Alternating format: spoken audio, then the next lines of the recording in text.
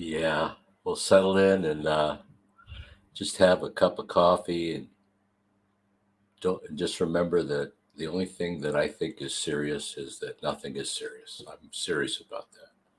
Nothing is really that serious. This is a 100-year pop up on average, maybe 80, 90 years. And we were around before we came here, and we were around, and we're going to be around forever. There's no beginning to us, there's no end to us. We are the children of God. It is, there's nothing we can do to fuck this up. You can do whatever you want here. You've got a free will. You can experience as much separation as you want here. I experienced a lot of separation, and then I ran back to mommy, which is Gaia, and I ran back to daddy, which is source. It's so cool the way they set up everything like a family here. Our Father in heaven, our mother Gaia, our mother or Mary. If you're Catholic, it's the same. Or if you smoke pot, Mary Jane. The spirit of that being is everywhere. She birthed every planet. She birthed everything that is here, every star, every planet, and she makes her home in Earth. And we are made from Earth. She is our mother. She was Columbus's mother. She was the American Indians' mother, but the American Indians knew that. That's why there were 60 million American Indians in 1492, and now there's less than 50,000. Columbus didn't discover America. It was thriving. He just found a way to hack it because the Indians have no word for the word ownership. They don't even have a word for it. Still to this day. They don't care. I mean, well, who owns this? Who owns all this? Columbus says, well, your mother owns it, and our mother. She owns all of this land. Oh, so nobody owns the land, huh? Oh, well, I just discovered it. I discovered America. And they're all looking at him and say, man, you want the sky too? Or, well, what are you doing? It's like they knew the government was bullshit. And they got massacred. I mean, there's less than 50,000 American Indians in the United States today. There were 60 million when Columbus landed. And they just took advantage of the fact that no one owned anything. They thrived for millions of years without any money, without any guns. They were fine. So that's why you always have an American Indian as your spirit guide, no matter if you're in Europe or whatever. If you could see your spirit guides, I'll bet you that one of them is an American Indian because that's all they've done. I mean, they had more massacres and genocide than all the Jews and all of the blacks for the history of the world, and they never once complained. They always saw this as they were connected to their mother and father. Once you're connected to your mother and father, there's nothing anybody can do. They can only understand you 25% anyway. So, but the work, and people actually think about killing themselves. This is like mind blowing because if they ever got an opportunity, some people did uh, try to commit suicide and then they had a near death experience and they came back and they were totally different. And it's like the coach, the NDEs are like the coach pulling you off to the side and say, hey, let me talk to you. You're really way off. You'll never make it back at this, and then all of a sudden they come back with full consciousness of their father or their mother and their home, and that's home over there. And you go, oh my God, this is nothing. This is nothing here. So I got to thinking about it, and I thought, demiurge, yin and yang, the devil, the evil, and of good versus evil and all this shit. I thought, this is all an illusion, because if it was real, it would be where we all came from. We are all whole. And we came from, you could call it heaven. I mean, we're all on the same wavelength as Jesus. And it isn't like we're up there before we come here and say, I'm God. No, I'm God. I'm God. We're all the same frequency is all, And so we get blanked out. We get amnesia.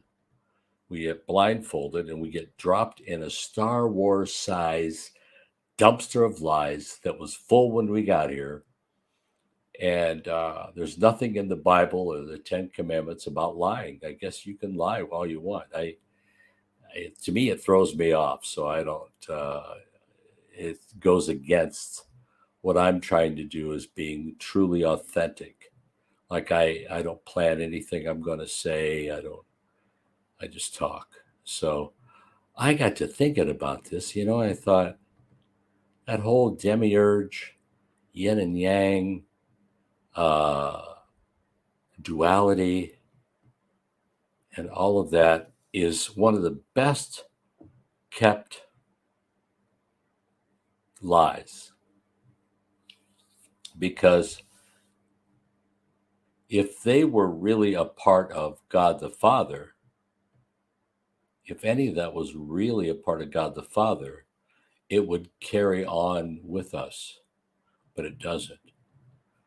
And there is no guilt, there's no shame, there's no fear, there's none of that stuff where we came from and where we're going.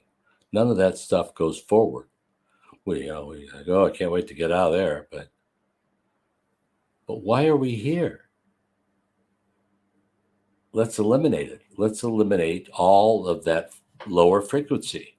I mean, we had to come down to get it, to get this low frequency. We had to experience it. And let's say we have thousands of strands of DNA. And we have the highest possible note you could think of. This is where we are at times 1,000 on steroids. And we got this high frequency. And we got this huge, massive spirit that has to go into this little body. And we have to adjust to just three strands of DNA. Because that energy cannot go forward. We have chosen to come down to it. So we have this high frequency. We go, down. We got a veil to make us forget everything. But we're still all created in 100% unconditional love. And we're there. But we get put in this body that Gaia made so beautifully. It has materials from the earth, and we came from the earth. And so you got the lowest possible note, and then you go 1,000 times past that, and that's where we are. We came down to face all of these negative emotions that don't exist. We had to, if we really wanted to experience these low energy frequencies, to see how we'd respond.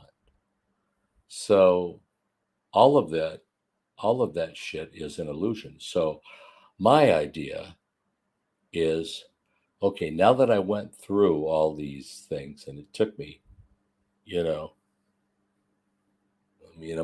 going on 70 years old, so it took me a long time, but I had it when I was 19 and I lost it. And then I went on but it was necessary, because I went on all these journeys to become a born again Christian and ask Jesus into my heart. And he's still there. And and then I became a Catholic. And then because I felt phony being a Christian, I just felt like I was image, and it was like, it was just throwing me off. So then I thought Catholics were more real. And I met some Catholics that went to Mass every day of their life. And so I started doing what I could. And I fasted for 3 days for somebody with a need for at least 30, 35 times with this group of people. Okay, we're going to fast on this day, and we wouldn't have any food for 3 days. And every time we got a hunger pang, we would lift it up for someone. And it was just, I got really close to them. I married one of them. I thought I wasn't really in love with her, but I knew she would be a great mother and a great uh, wife. She'd be loyal. And she was that times 1,000. I stayed, I knew her for 25 years and I was married to her for 20, and we had 4 children together. So, and I'm honored that she chose to be my wife. She was a perfect wife for me. It was exactly what I was looking for. And then that fizzled out, and so I went on and was single for a while, and I liked being separate, I guess. And then I married a girl I did fall in love with, and I stayed with her for 15 years. And then that fizzled out. But I don't have any desire to be in a relationship or have a woman stay overnight with me anymore. But I want to be around the feminine energies. So I'm in Asia to be around that energy. There's just, it makes you feel more, just being surrounded by that. It's just, it brings out the masculinity in you because they're not competing to be masculine and so forth. But uh, it's just wonderful. But I love my life and I love the weather. I love the fact that pot is legal, Mary Jane is legal, so all that. So I thought, well, how am I going to do this? How are we going to eliminate this negative?